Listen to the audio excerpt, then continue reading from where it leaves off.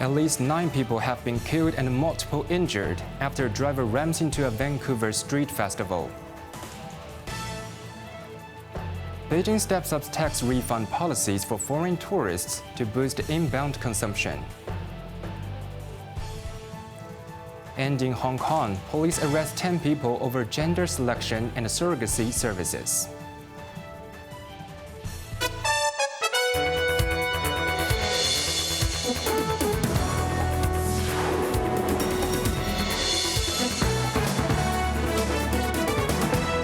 Good evening, you're watching Cable News. I'm Quentin Yang. At least 9 people were killed and multiple injured in Vancouver, Canada, when a driver plowed into a cultural celebration in local Filipino community Saturday evening. Police stated that it was not an act of terrorism. Evelyn Bai reports. The collision occurred shortly after 8 p.m. local time during the Lapu-Lapu Day Festival, an annual event honoring the Philippine national hero, which falls this year on the weekend before Canada's election. Witnesses described chaos as the car suddenly veered into the large crowds, leaving victims strewn across the ground while emergency crews scrambled to provide aid. A 30-year-old local driver, whose identity remains undisclosed, was arrested at the scene by the crowd. Police had ruled out an act of terrorism, saying they were investigating a mass casualty incident. At a midnight press conference, police said that the suspect was known to them but did not elaborate. Canadian Prime Minister Mark Carney, who were campaigning in Ontario, offered condolences on social media and said officials were monitoring the situation. Evelyn Bai, Cable News. China has further upgraded its departure tax refund policy, slashing the minimum purchase threshold while expanding payment options to attract international visitors as part of the efforts to boost the economy amid global uncertainty. Effective immediately, overseas visitors can claim refunds on single-store daily purchases as low as 200 yuan, down sharply from previous limits. Jeremy Zhu has more details. The revamped policy, jointly issued by the Ministry of Commerce and 5 other departments, introduces cash refunds of up to 20,000 yuan and supports instant rebates via mobile payments, bank cards, or cash. Authorities will also multiply tax refund stores across major shopping hubs, airports, cultural sites, and hotels, while encouraging retailers to feature Chinese brands, technology gadgets, traditional crafts, and regional specialties. Promotional campaigns will spotlight these products to enhance their global appeal.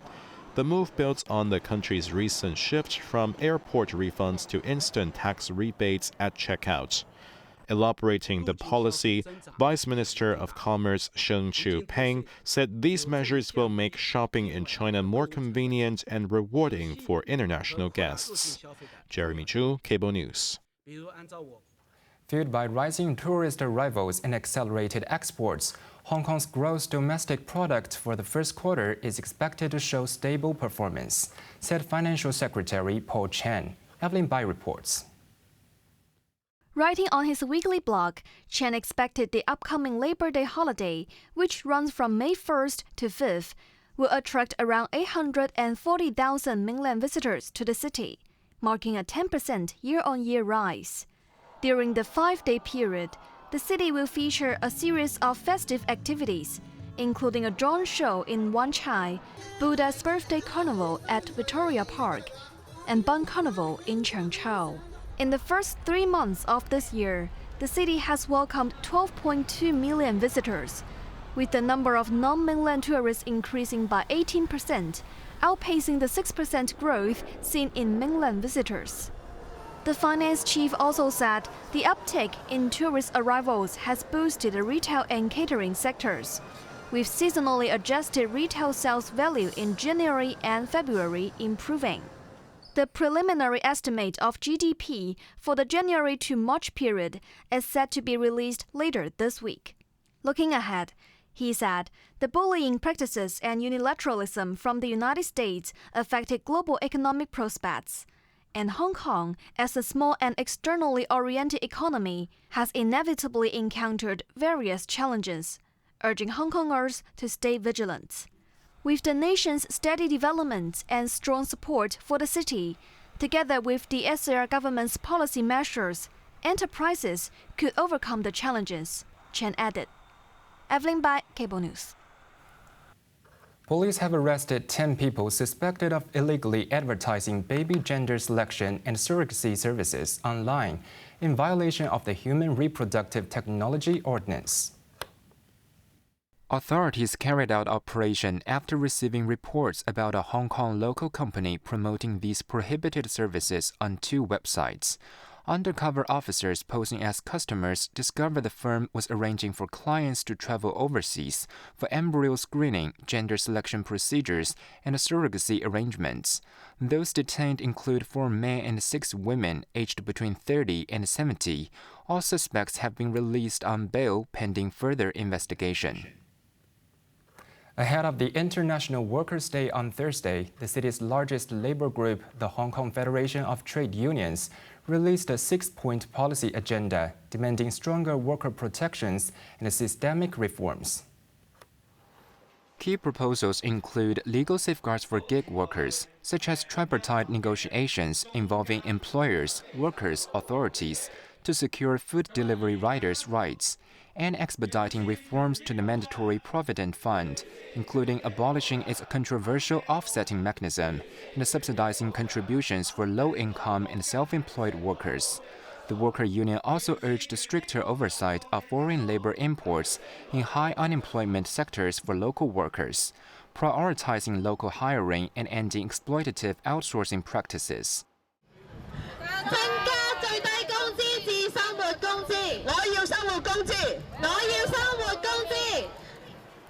In a parallel push, the Women Workers Association rallied outside government headquarters, submitting a petition to Labor Secretary Chris Sun. They called for a minimum wage hike to $61.5 per hour, a freeze on foreign worker quotas in 26 frontline sectors, a 48-hour weekly work cap, anti-age discrimination laws, and expanded caregiver subsidies. Low-skilled workers lack bargaining ability, the group stressed, urging immediate action to curb labor exploitation. Chang Chai has been stepping up its festive atmosphere for the finale of the bun scrambling competition on May 5th, with shop owners hoping for better business in the coming few days. Evelyn Bai shares more. With 8 days left until the official competition, the 14-meter-tall bun tower was still under preparation without any buns. Adventurers who have not registered for the official bun race can also show off their skills. This girl said despite her father taught her how to reach the top, she found it really hard at the very top of the tower. Many people chose to take photos with a smaller version of the tower brimming with buns, which bear a round red stamp with the Chinese characters Ping On, meaning safety in English. So most of us have been living here for many years, 8 years and counting, and we really would like to embrace also the Hong Kong local culture. This is why we're here. Yeah, it's really interesting. I look forward to see the climbing later. Okay. Yeah. And do you want to try it later? For sure. This woman said her foreign friends brought her here despite the mixed-up over days, as they originally thought the final competition was today. This local said she knew the bun carnival, so she brought her daughter here to enjoy some game booths and buy some iconic Ping On bun. Apart from bun tower climbing, visitors can also get hands-on experience in traditional handcrafts by making Ping On bun bracelets and creating traditional Chinese opera face masks. Thanks to the carnival, the shops around were seeing more customers. This shop offering buns has been busy making buns, not only for working customers, but also for reserved orders. The owner of the bun shop hoped that people would come and buy Ping On buns to pray for peace and safety during the Labor Day holiday and Buddha's birthday. Evelyn Bai, Cable News. A memorial service was held today at a Hong Kong funeral home for Li Shaoqi, the late real estate tycoon and founder of Henderson Land, who passed away last month. Li's two sons, Peter Li and Martin Li, walked out of the funeral home in the afternoon to greet the media gathered outside. Dignitaries from business and politics sectors attended, including the director of the Hong Kong Liaison Office of the central government, Zheng Yanxiong, Chief Executive John Lee, former Chief Executives Carrie Lam and Donald Tsang, Edmund Ho, former Chief Executive of Macau, CPPCC Standing Committee member Henry Tan, Sun Hong Kai Properties Chairman Adam Kwok, Adrian Chan, Non-Executive Vice Chairman of New Road Development, and Bank of East Asia Executive Chairman David Lee. Across the street, a memorial area was set up at the sports ground with Lee's portrait, white flowers, and a condolence book. Canada is set to head to the polls on Monday in a nail-biter federal election, with the Liberal Prime Minister Mark Carney campaigning on countering U.S. tariffs, while Conservative leader Pierre Poilievre dismisses him as incapable of real change. The latest polls show the Liberals are narrowly ahead of the Conservatives in a tight race. Jeremy Zhu reports. On the final weekend before the vote, party leaders crisscrossed the country in the last push for support. At a rally in Toronto International Airport, Prime Minister Mark Carney took aim at U.S. President Donald Trump's trade policies, accusing his U.S. counterpart of destabilizing the global economy. We need to fight Trump's tariffs with counter tariffs of our own that cause maximum damage in the United States with minimum impact here. We need to protect our workers using every single dollar we collect from those tariffs.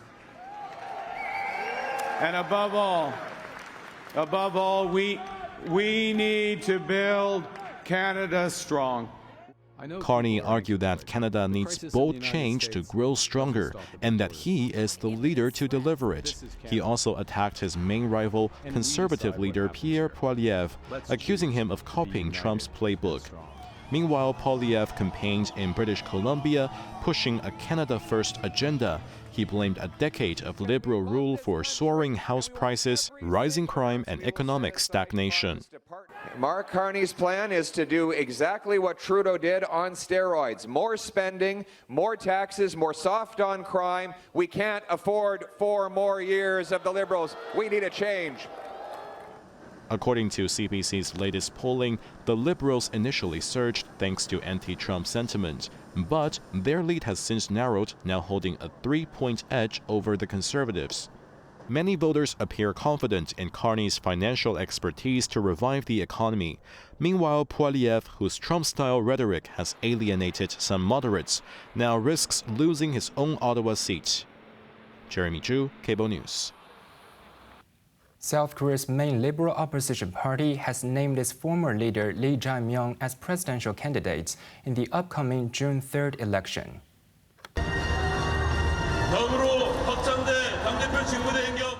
Lee stepped down from the role as party chief earlier this month to run for the presidency and clinched a historic victory in the party's primary today after easily defeating 2 other candidates from his party in regional primaries. The Democratic Party said Lee has won nearly 90% of the votes cast during the party's primary that ended today, the highest ever margin in the party's primary history.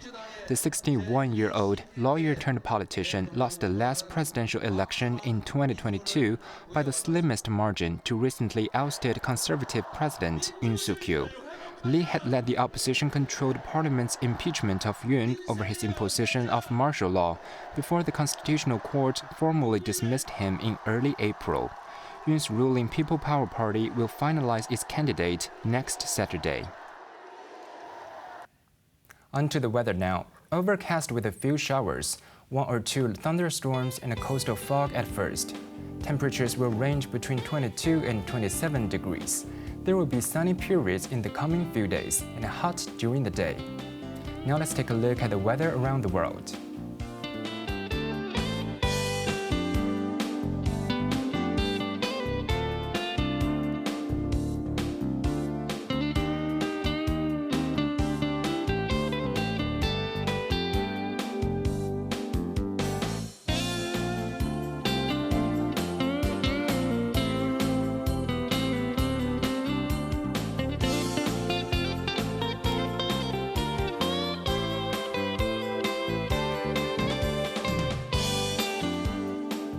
That's our news tonight. I'm Quentin Yang. Thank you for watching. Good night.